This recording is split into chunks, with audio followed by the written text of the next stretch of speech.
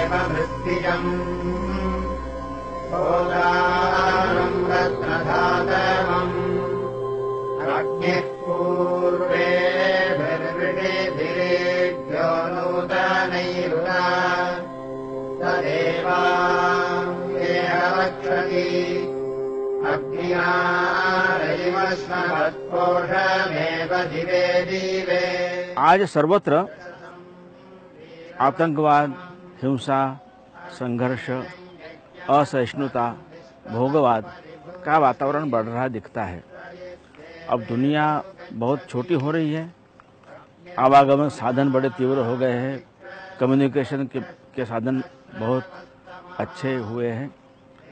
इसलिए सबके मन में एक इच्छा है कि शांति कैसे प्राप्त की जाए, विश्व शांति का मार्ग क्या हो सकता है। इन सब के साथ रहते हुए सामंजस्य कैसे हम प्राप्त कर सकते हैं, इस पर आप क्या कहेंगे? ये आपका कहना ठीक है कि वर्तमान में सारे विश्व परिदृश्य में हम लोग देखते हैं तो स्थान स्थान पर बड़ा संघर्ष दिखाई देता है। संघर्ष के जो आयाम हैं वो तो अलग अलग है, लेकिन ये बात भी सच है, कहीं भाषा को लेकर संघर्ष है, कहीं रिलीजन संप्रदाय को लेकर के दुनिया में संघर्ष दिखता है, कहीं कहीं आर्थिक मुद्दों को लेकर के संघर्ष दिखता है, कहीं कहीं परिवारों के अंदर भी संघर्ष बढ़ता चला जा रहा है। तो सारा विश्व एक नए संकट में अपने आप को पा रहा है। एक ही रिलीजन के लोग भी साथ रहने को तैयार नहीं हैं, उनका संघर्ष हो रहा है। एक राष्ट्र में, एक देश के अंदर लोग मिलकर के रहने को तैयार नहीं है, उनका संघर्ष बढ़ रहा है। तो सर्वत्र भिन्न भिन्न प्रकार का एक संघर्ष दिखाई देता है। लेकिन संघर्ष जो है ये क्यों है भाई? आखिर व्यक्ति के अंदर विज्ञान ने क्षमता तो बहुत दे दी है। विज्ञान के नए नए आविष्कारों के कारण से व्यक्ति के पास सामर्थ्य भी बढ़ रहा है, लेकिन ज्यों ज्यों सामर्थ्य बढ़ रहा है त्यों तो क्षमता बढ़ रही है, उसका संघर्ष भी बढ़ता चला जा रहा है। उसके डायमेंशंस बहुत सारे हैं। कारण क्या है? कारण यह दिखाई देता है कि व्यक्ति व्यक्ति में, व्यक्तियों के समूह में आपस का सामंजस्य बैठाने वाला तत्व ये कम है। आपस में सहयोग और सहकार करने वाला जो भाव है ये कम हो रहा है। सहिष्णुता है ये कम होती चली जा रही है। आपस का प्रेम है, आपस का अच्छा समर्पण का भाव है, एक दूसरे के लिए कुछ करने का भाव है, ये कम होता जा रहा है। इसका कारण क्या है? इसका कारण यह दिखाई देता है कि हर एक व्यक्ति में, हर एक छोटे समाज समूह में और देशों में भी अपना अपना एक ईगो पैदा हो जाता है, अपना अपना एक अहंकार पैदा होता है। इस अहंकार के कारण से सामंजस्य कम होता चला जाता है।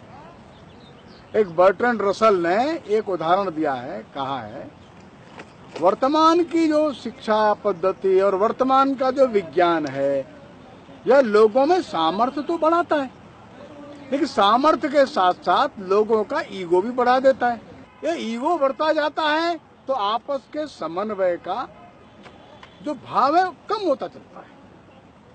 और जैसे ब्लेड की दो गेंदें आके टकरा के दूर भागती हैं, ऐसा मनुष्य और समाज पैदा होता चला जा रहा है। हम सर्वत्र सर्वदूर देख रहे हैं। समाधान क्या है? एक बड़ा प्रश्न खड़ा है। और ये बर्ट्रैंड रसल ही स्वयं बताते हैं, और वो कहते हैं ये जो वर्ल्डली एजुकेशन है, ये भौतिक शिक्षा है, ये व्यक्ति के भौतिक साम्राज्य को, सामर्थ्य को बढ़ाती है, लेकिन उसके आत्मिक उन्नयन का कोई साधन नहीं देती। वो कहते हैं स्पिरिचुअल विजडम चाहिए, एक आत्मिक आध्यात्मिक विकास चाहिए। मनुष्य के अंदर एक आध्यात्मिक विकास होता है जिसके कारण से वो सबको अपना मानने लगता है, सभी के अंदर एक अपने जैसा ही देखता है। ये जो आध्यात्मिक आत्मिक विकास है ये सबको जोड़ने का काम करता है। ये आपस का सहकार बढ़ाता है, आपस का प्रेम बढ़ाता है, आपस का सहयोग बढ़ाता है। आपस में एक दूसरे के लिए समर्पण बढ़ाता है, संघर्ष के भाव को कम करता है। मैं, मेरा, मेरा, मेरे लिए ये भाव को कम करके ये आध्यात्मिक भाव दूसरों के लिए मैं क्या कर सकता हूँ, अपने सामर्थ्य, अपनी क्षमता, अपने संसाधनों का उपयोग में दूसरे अन्य बंधुओं के लिए, समाज के लिए कैसे कर सकता हूँ। आध्यात्मिक भाव से ये भाव जगता है।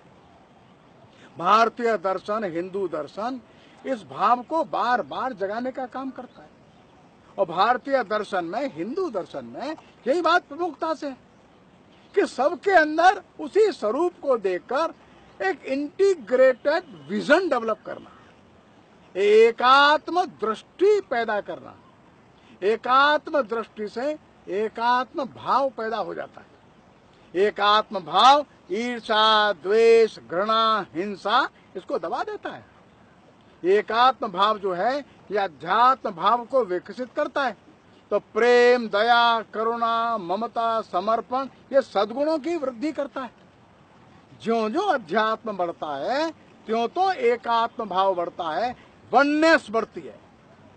वननेस बढ़ती है तो एक दूसरे को लेकर के, एक दूसरे को संभाल करके चलने का भाव बढ़ता है। ज्यों ज्यों अध्यात्म भाव बढ़ता है सहन शक्ति बढ़ जाती है। छोटी छोटी बात पर विवाद, छोटी छोटी बात पर संघर्ष ये कम हो जाता है। अध्यात्म भाव न रहने के कारण से परिवार भी टूटते हैं, क्योंकि सामर्थ्य कम रहता है एक दूसरे के साथ मिलकर के रहने का, सामंजस्य कम रहता है, सहन शक्ति कम हो जाती है। तो अध्यात्म भाव व्यक्ति के अंदर एकात्म बोध कराता है। एकात्म बोध से सामंजस्य बढ़ता है, प्रेम, करुणा, ममता ये बढ़ती चली जाती है। यह हमारे इस देश का सनातन दर्शन है। इसी दर्शन को हम लोग कहते हैं ये हिंदू दर्शन है। इसी दर्शन के कारण से ये राष्ट्र हजारों वर्षों से हिंदू राष्ट्र है।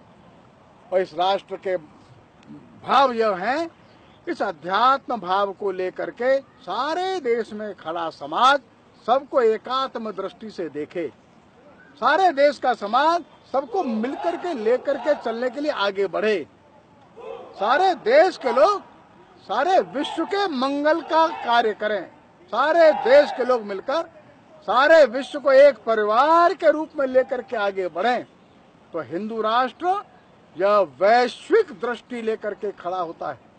हिंदू राष्ट्र एक ओर भारतीय है, दूसरी ओर एक वैश्विक दृष्टि, वैश्विक भाव लेकर के आगे बढ़ने वाला इसका दर्शन है।